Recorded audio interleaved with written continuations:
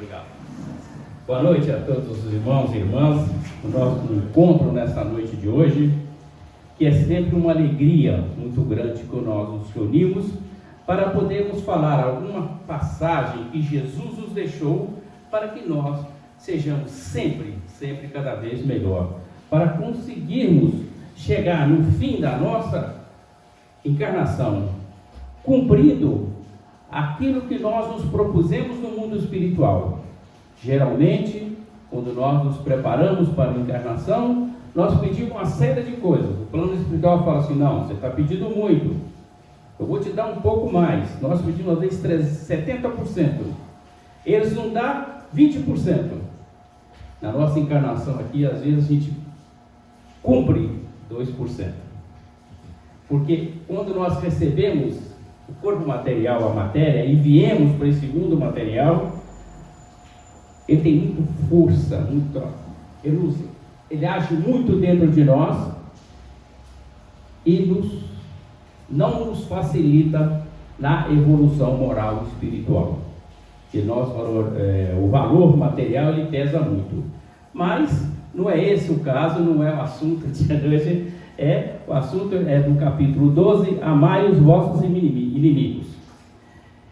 Esse item, amai os vossos inimigos, esse item de 9 a 16, tem 3 mentores que falam a respeito da vingança, do ódio e do duelo. E os outros, isso aqui na realidade são 8, né?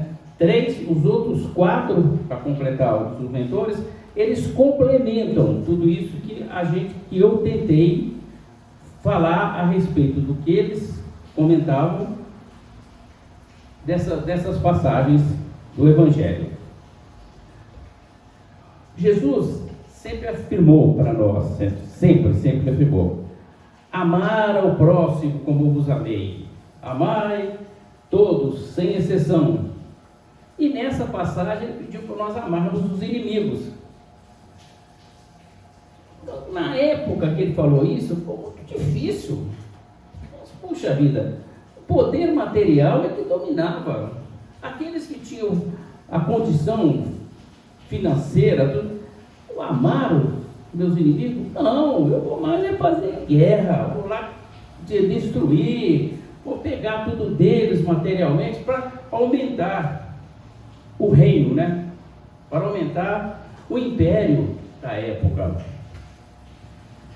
Mas nós precisamos pensar bem e não podemos esquecer: não precisamos de amar o inimigo, mas não devemos desprezá-lo, devemos respeitá-lo.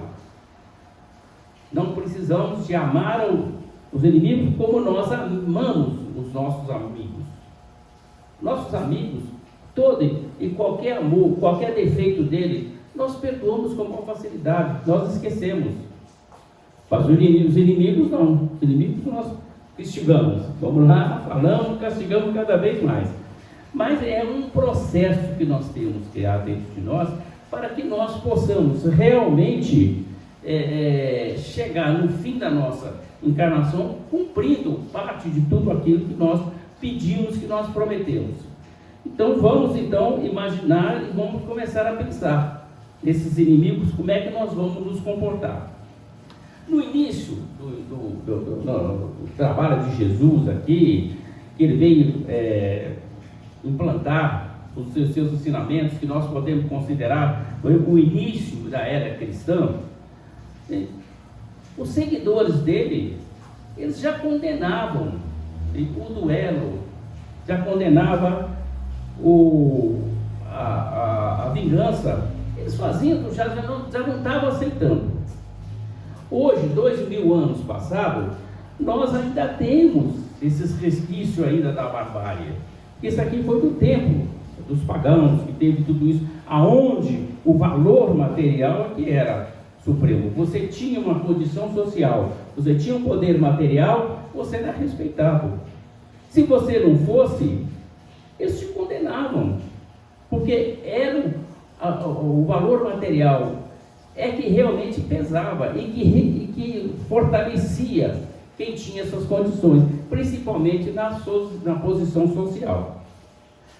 Então, para eu poder fazer essa palestra aqui, eu fiz 3 perguntas para mim mesmo.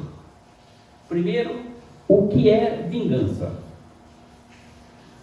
Eu iniciei o seguinte: vingança, para mim, eu entendi tudo aquilo que eu li no Evangelho como sendo uma paixão cega. Ela é cega por quê? Porque a pessoa que vai vingar, ele não vem às claras, ele não se põe à frente, ele está sempre às escondidas, ele está sempre por detrás, sempre aguardando uma oportunidade para ele poder atacar, e de preferência sem ter nenhuma testemunha perto, porque senão ele será condenado hoje, no nosso dia de hoje, pelas leis materiais. Mas, mesmo que ele faça tudo isso, ele agindo, tendo essa atividade, ele vai ser julgado pelas leis divinas. Nós lá vamos responder. Quando nós retornamos para o plano espiritual, nós vamos verificar, nós vamos ser cobrados por tudo e qualquer atividade menos boas que nós temos aqui.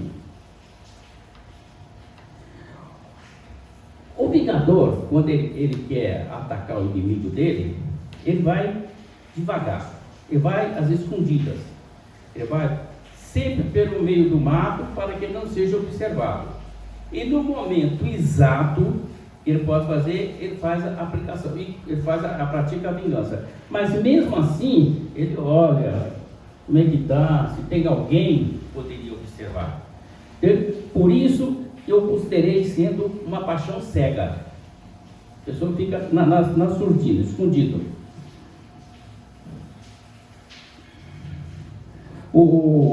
Aquele momento propício para praticar a vingança, ele às vezes, a pessoa fica até assim, um pouco desequilibrada. Às vezes ele tem até a ideia: será que vale a pena fazer isso? É o mentor espiritual, é o anjo de guarda que está o envolvendo para que ele não pratique isso, porque isso vai ficar muito pesado para ele no retorno ao mundo espiritual. Mas ele pratica, não tem jeito. Ele foi lá, a pessoa fez alguma coisa para ele, não tão grave, mas ele colocou isso dentro dele para poder fazer, então ele foi lá e efetuou. O criminoso de uma vingança é muito pesado quando ele chega no plano espiritual. Vou dizer, nas futuras encarnações dele será muito pesada para ele, mais do que aquele que no momento de briga, de discussão, do nervosismo, ele pratica. Ele vai responder também, mas numa intensidade muito menor, porque ele desequilibrou naquele momento. Aquele, por exemplo, assassino que entra, por exemplo, num supermercado, e ele vai pegar alguma coisa, percebe que não tem o momento certo, a pessoa, chegou alguém, ele mata essa pessoa. Mas a intenção dele era pegar alimentos para levar para sua casa, para alimentar a família. Mas ele praticou um crime, ele matou um crime, realmente. Ele vai responder por isso.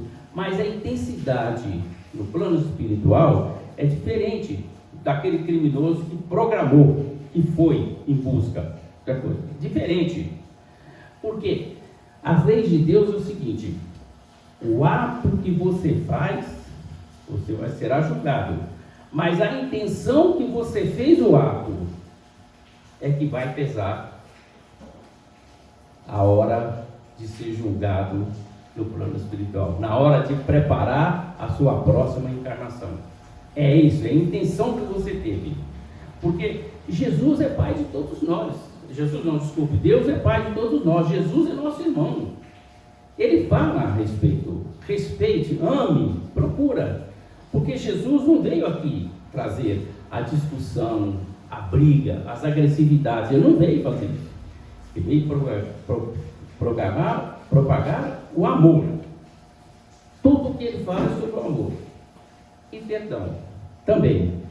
Nós precisamos de perdoar, porque às vezes uma pessoa até nos ofende, mas nós não sabemos qual foi a intenção dele com essa palavra. Às vezes ele não falou nem tão agressivo, mas o nosso estado emocional estava tão baixo que nós demos oportunidade para aproximar os nossos irmãos inferiores e nós aceitamos aquilo como sendo uma verdadeira agressão e aí a gente vai para a vingança. Não, eu fui agredido, eu tenho o direito de defender. Mas acontece o seguinte, nunca se pode defender com corrimento de sangue, com a morte do próximo.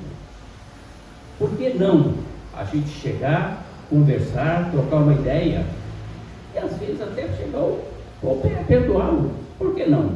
Então, quando ele conversar e falar conosco, também a gente vai compreender. Essa é a condição da evolução moral e espiritual de cada ser humano. E nós precisamos de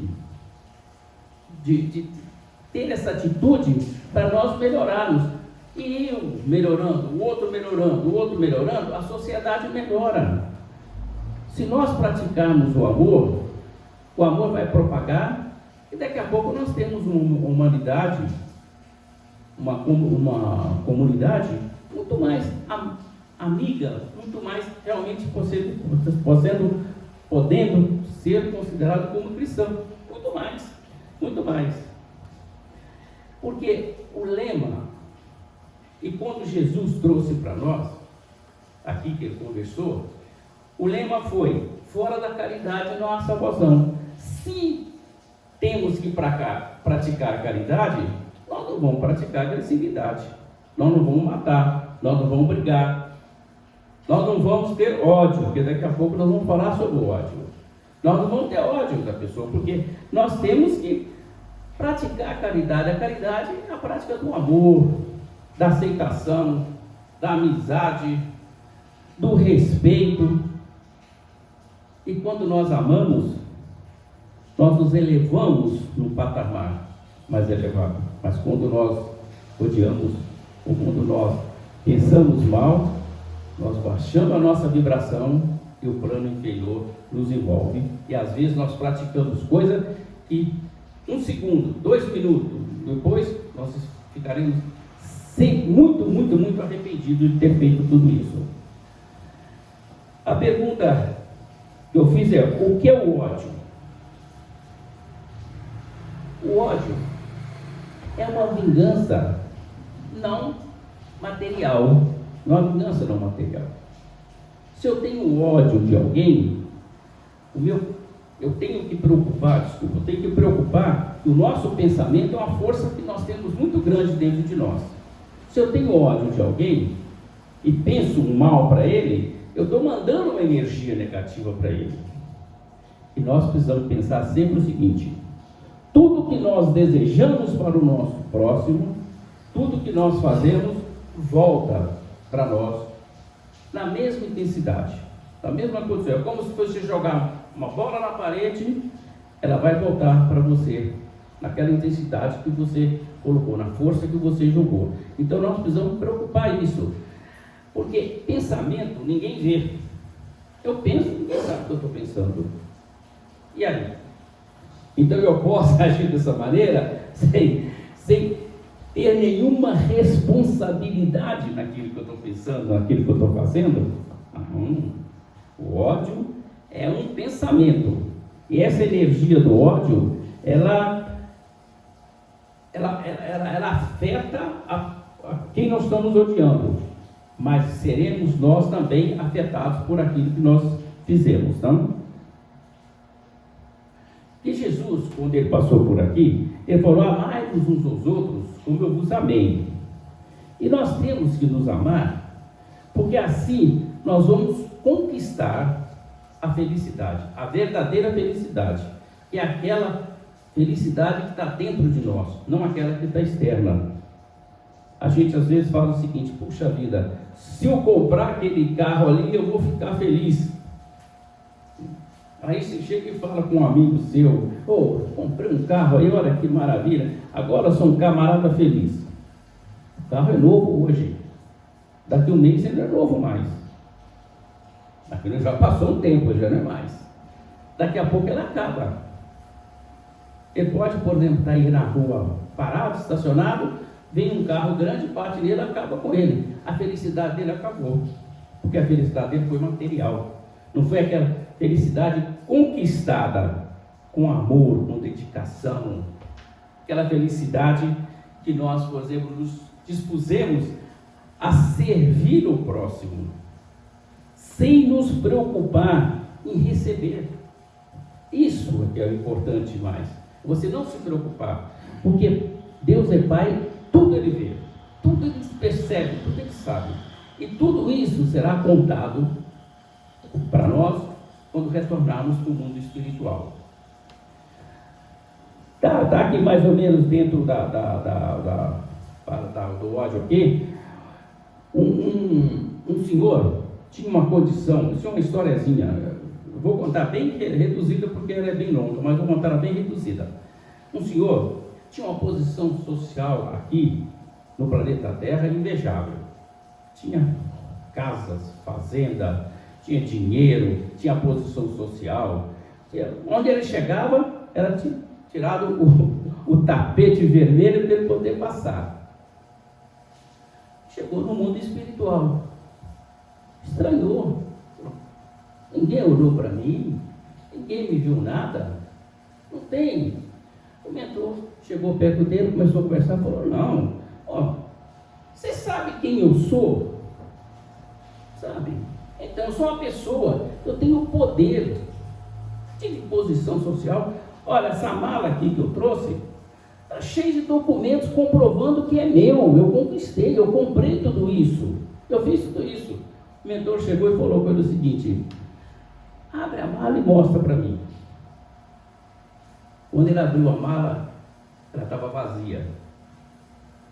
Ele falou: então, mas estava aqui, quem foi que roubou meus documentos? Quem que fez isso? Ele falou: não, esses documentos é da matéria, ele ficou lá.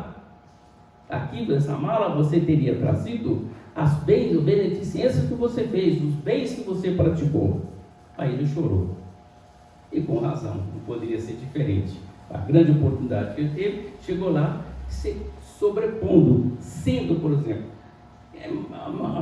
tem certas pessoas que têm uma posição social, chega e fala, olhando para baixo: sabe de quem você está falando?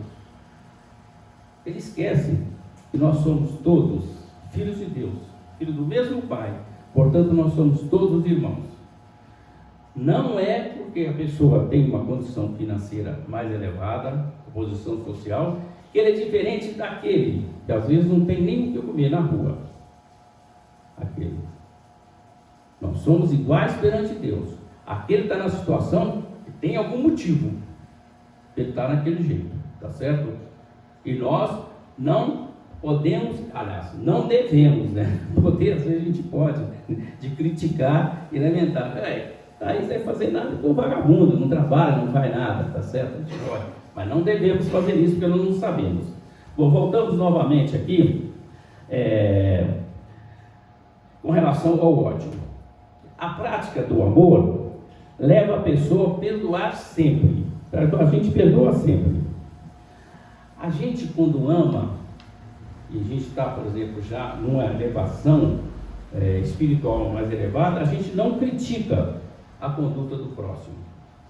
O ódio, ele pode ser também por pensamento e por palavras.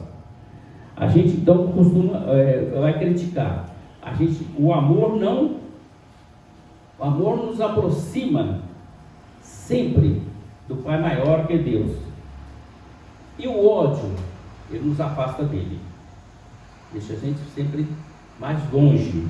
E a gente precisa, depois de trabalhar muito, para podermos conseguir nos aproximar do nosso Pai, que nos deu essa vida para que nós pudéssemos vir aqui e crescer, aprimorar a nossa perfeição. Porque Jesus deu um exemplo: seja perfeito como perfeito é o vosso Pai Celestial. É um modelo que Ele fez para que nós conseguíssemos ser perfeito igual ao Pai. Nós nunca seremos, mas quando nós estivermos com a nossa perfeição próxima dele, nós retornamos a Ele. O amor também nos ajuda muito na conquista da moralidade, a reforma interior, conquista das coisas espirituais, dos valores espirituais. O amor nos fortalece em tudo isso. Nós, por exemplo, quando temos uma condição de praticar alguma ação, mas com o amor em primeiro plano, não importa o que vão dizer de mim, dizer o que está fazendo, não importa isso. Não importa, por exemplo, que você age e faça com amor. Mas, caramba, mas será que deveria ter feito isso? Não julgue. Deixa que o Pai julgue. Porque Ele vai saber a intenção. Às vezes, por exemplo, você consegue dar uma coisa para uma pessoa, você fala, puxa vida, mas eu dei, por exemplo, sem querer. Olhei no bolso, poxa, mas eu tinha dinheiro aqui, agora não tenho mais. Foi aquela gorjeta que eu dei, por exemplo, para alguém. Suponhamos, a gorjeta que eu dei para alguém. É porque aquela pessoa estava precisando. O pai falou, meu filho está tão necessitado e você tem aí, passa para ele. E às vezes você nem percebe quando você faz esse tipo de coisa. E aí tem um valor muito grande perante a espiritualidade. Um amor muito grande. Porque você nem imaginou, mas você ajudou. Pode estar certo disso. Agora, nós vamos falar a respeito do duelo. O que é o duelo? O duelo, na barbárie, lá atrás, no tempo pagão, eram disputas que as pessoas se propunham primeiro para poder fazer uma peça teatral, para agradar o público. Então aquilo era feito para poder agradar o público. Dois os dispunham para poder fazer. Só que ambos entravam ali para prevalecer o seu orgulho, sua vaidade. Porque assim, se eu ganhar esse duelo, eu vou ser respeitado perante a sociedade. Eu vou ter uma condição financeira melhor. Eu vou ter um título perante todos aqueles. Então, só que o dualista, ele esquece que ali ele está sendo um suicida ou está sendo um criminoso. Que aquele que matou praticou crime, aquele que morreu, ele suicidou. Porque não significa que você vai para uma luta e você vai vencer. Vai vencer, não existe isso. Então o duelo, por exemplo, ele é uma morte praticada, por exemplo, a sangue frio. A pessoa luta e vai pegando, vai vendo como é que o outro está agindo, o outro também observa, consegue sair fora de um lado, o outro ataca daqui, ele sai, ele ataca lá, o outro sai, até que existe uma hora que tem que ter um fim, né? Então, ou pelo cansaço, ou pelo que for, então ele vai. Então, chegando no mundo espiritual, quem faleceu, ele é considerado como um suicida. Mas eu fui lutar, eu só não ganhei, mas por que eu sou suicida? Você sabia que se você entrasse ali, você matava, você morria. O que matou? Chega lá, mas eu lutei, eu precisei. As leis me permitiam isso. Lá eu não fui condenado na terra porque eu fiz isso. Eu não fui condenado, pelo contrário, eu fui elogiado. Mas você tirou uma vida. A vida que Deus deu, só Ele tem o poder de tirá-la. Nós não temos esse poder, hipótese nenhuma. Se nós fizermos isso, nós não temos poder nem de tirar a nossa vida, a nossa própria vida. Porque aquele que se suicida, o sofrimento é muito grande. O Vale dos Suicidas está lá, cheio de pessoas. Não é o suicida, não é aquele, por exemplo, que toma o veneno, dá um tiro na cabeça, tá certo? Que corta o estômago, corta o pescoço. Esse é um tipo de suicida. Mas tem aquele suicida, por exemplo, que não cuida da sua saúde, para ele poder ter uma posição social, uma condição melhor, uma condição financeira, uma casa, um carro melhor, ele trabalha 18 horas, abandona a família, e ele vai se desgastando. Se ele tinha que viver 70 anos, dessa maneira ele desgastou tanto, com 50 ele desencarnou, 20 ficou faltando, né? Suicidou com a dívida, ele morreu com uma dívida de 20 anos que ele tinha que viver ainda. Então, a gente precisamos muito pensarmos, por exemplo, nas nossas atitudes, quando nós estamos, às vezes, um pouco desiludido, um pouco triste, às vezes descontente com os relacionamentos que nós temos. Descontente, isso é normal, na família, no emprego, no grupo de instituições, tem. Ah, mas eu sou a pessoa que mais luto, vou lá, sou o primeiro a chegar na casa, eu abro, eu faço isso, faço aquilo. Poxa vida! Mas é cada um cumprindo com a sua obrigação. E assim, a gente, por exemplo, está ajudando o próximo. A gente nunca deve pensar, poxa, o sacrifício, sair lá do fim do mundo para poder falar num centro, numa instituição, num lugar todo, com chuva, fazer negócio todo. Poxa vida, né? Poderia muito bem ficar em casa, descansando, muito melhor, né? Mas, quando chegar no mundo espiritual, você fala, aquele dia que você foi lá, aquela hora que você passou, aquelas palavras que você trouxe, você ajudou. Posso não ajudar todos, ou a pessoa que está falando, não estou falando de mim agora que estou falando, não, a pessoa que está falando, pode não ajudar todos, mas ajuda alguém, e aquele que você ajudou já vai ser compensado. Tem uma passagem aqui, deixa eu perder um pouquinho aqui. Tirar a dívida, tirar a vida em duelo, é a prática do orgulho, da vaidade, é aquela preocupação nas conquistas, que eu já falei no início, nas conquistas materiais. Precisamos sempre citar isso, porque nós estamos no mundo espiritual, no mundo material, e nós somos sempre puxados por esse lado, e somos sempre cobrados pelos que estão à nossa volta, e aí nós passamos, nós mesmos nos cobramos a respeito disso. O que eu estou fazendo? Por que eu tenho que trabalhar 8, 10, 12 horas aqui, se meu colega trabalha só 4 horas? E tem o mesmo rendimento meu? Por que eu tenho que fazer isso?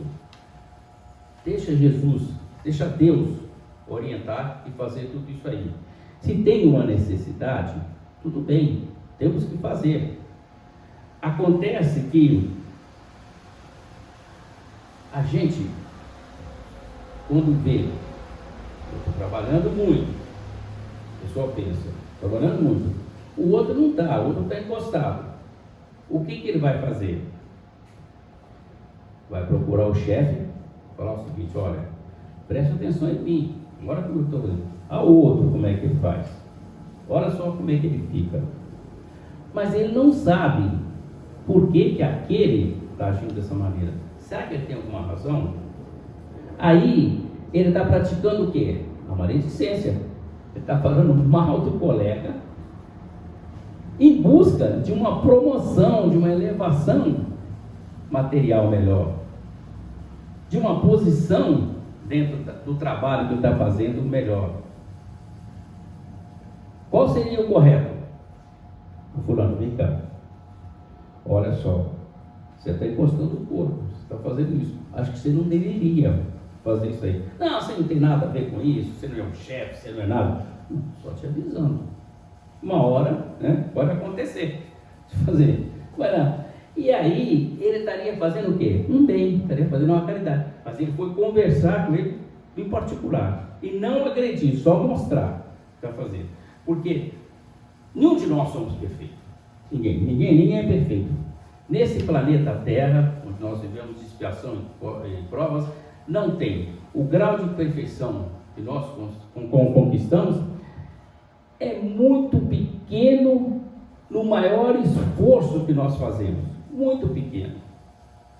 Porque perfeito que passou aqui pelo nosso planeta só teve um. Foi perfeito. Foi Jesus. Os outros todos que passaram, que fizeram bondade, que criaram um montão de coisa, médico que resolveu um montão de remédio para curar a doença, palestrante que chega e convenceu, por exemplo, muitos ouvintes, e teve que a pessoa sair de lá, por exemplo, e até mudava a sua vida. O grau de perfeição dele era um teor, uma percentagem. Ele não era 100% perfeito. Assim como nós, nenhum de nós tem a verdade plena e absoluta. A verdade plena e absoluta, só Deus tem. Nós não, nós conhecemos parte da verdade. A hora que eu aceito a verdade do meu colega, o outro aceita a minha, o outro aceita de nós, aumenta a nossa verdade. Um dia nós vamos chegar lá. Não com a verdade do Pai, que nós nunca seremos um Deus. Nós vamos nos aproximar deles, podem fazer. E nós, por exemplo, não devemos, revidar aquilo que vem contra nós. Chega assim, amado, dá um chute na perna, eu vou dar 4, 5 na perna, 2 na barriga. Não. Vê qual a razão. Será que a pessoa tropeçou? Será que a pessoa, por exemplo, errou? Ou é mesmo que viesse com maldade? Por que você está fazendo isso? Vai fazer. Porque tem um exemplo muito grande na passagem do Evangelho, lá no Horto das Oliveiras. Quando Jesus ia ser preso, que os guardas chegaram, o que o Pedro fez? Arrancou a espada e foi para cima. Jesus falou para ele: Pedro, guarde essa espada. Quem mata pela espada morrerá por ele. Isso aí é o seguinte: o que nós fazemos é que nós vamos receber. Não é só, isso foi o exemplo que Jesus falou e que nós precisamos compreender isso, que não podemos e não devemos fazer, revidar. Não podemos. Vamos primeiro conversar, tentar chegar num acordo para poder sairmos bem. O que acontece, por exemplo, nas potências, nas nações aí, estão em briga, desacordo, desentendimento, querendo angariar poderes materiais. Para quê? Vai ficar tudo aqui. Prédios, edificações, teve não sei quantos tempos, quantos séculos construído, não sei quantos anos para poder construir aquilo. Conservado até agora, 5 minutos, 10 minutos, acabou. Joga uma bomba lá, quando vai tudo embora. Sem morrer quantas pessoas? 80, 100. Por quê? Por que eu tenho que ter essa agressividade? Qual é o dever nosso? Não criticar nenhum nem outro, mas orar para ambos. Fazer a nossa prece.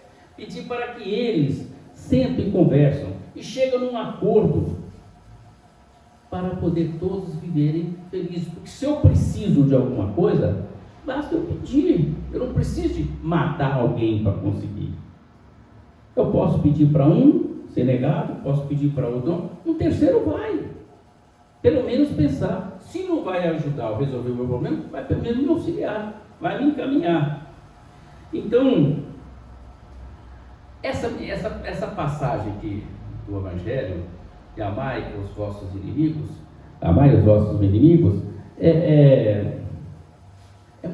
importante, sabe? Para o nosso comportamento, nossa atitude é muito importante.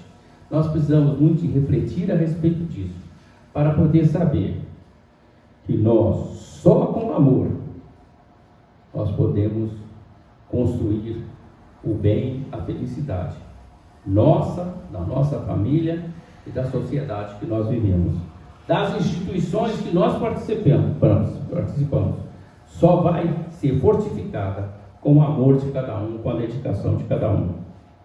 Aqui, eu coloquei um finalzinho aqui, o seguinte: o Espiritismo, porque como eu disse para vocês, os 3 foram mentores que escreveram a respeito da vingança, do ódio e do duelo, mas os outros 4, eles deram ideias que eu aproveitei e estou colocando aqui na nossa palestra, no nosso encontro. Então eu coloquei aqui: o Espiritismo coloca na mente dos espíritas a necessidade de praticar a caridade, praticar a fraternidade, praticar o amor ao próximo e fortalecer na conquista das virtudes. Só assim o homem pode se considerar cristão, só com essas atitudes pode ser, senão ele está em busca de ser cristão, em busca de conquistar isso só, mas então ele não tem.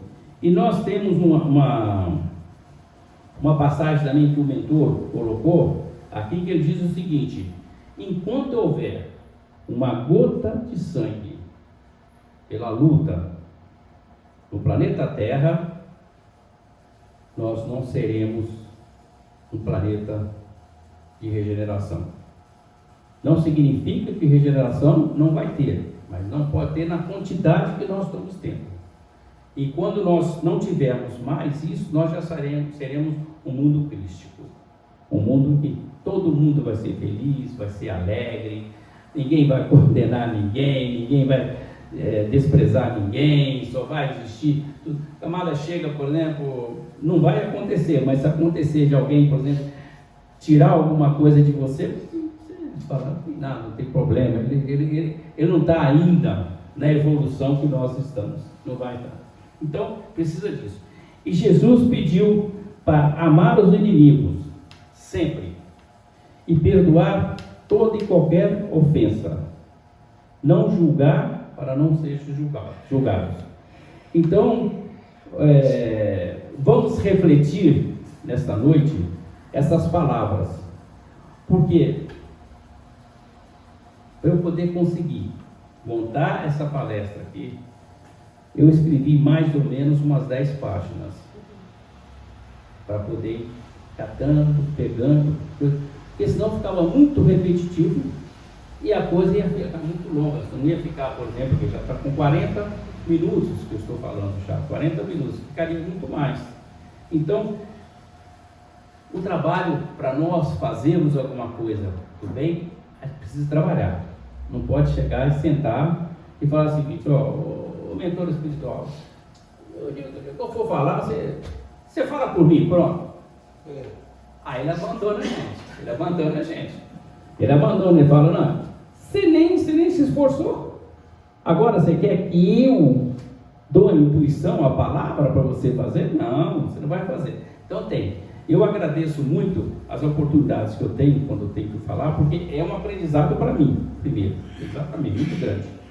Eu fico muito alegre, muito satisfeito por poder fazer isso.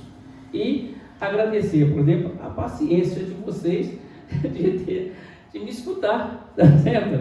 A paciência, porque olha, todo mundo atento, alegre, olhando para mim, pelo menos eu sinto isso. Poxa vida, é a maior glória, o maior salário, a maior vitória que eu tenho. Eu saio daqui satisfeito e de missão cumprida. Que Jesus abençoe cada um de vocês, a mim também, para podermos sermos felizes. Tudo que você falou foi muito interessante, mas eu teve um ponto assim que eu achei que deveria ser frisado. Que você falou o seguinte, que quando nós não agredimos fisicamente o nosso inimigo, aquele que nos ofendeu, fica parecendo que não houve vingança. Mas se nós estamos mentalmente desejando mal, mentalmente agredindo aquela pessoa, nós estamos nos vingando. Exatamente. É isso mesmo. Teve uma passagem que eu disse aqui o seguinte: o meu pensamento com relação à pessoa, eu estou mandando energia negativa para ele, mas estou recebendo de volta. Tá certo? Não é porque eu não agredi a pessoa que eu não pratiquei uma ação menos boa. Não é vingança, não é isso. Não é porque eu agredi fisicamente, mas espiritualmente pode estar certo. Estou vingando em sentimento. Em sentimento, exatamente. Tá bom? Muito obrigado a todos, que Deus ajude e abençoe, que nos permite estar junto novamente. Que assim seja.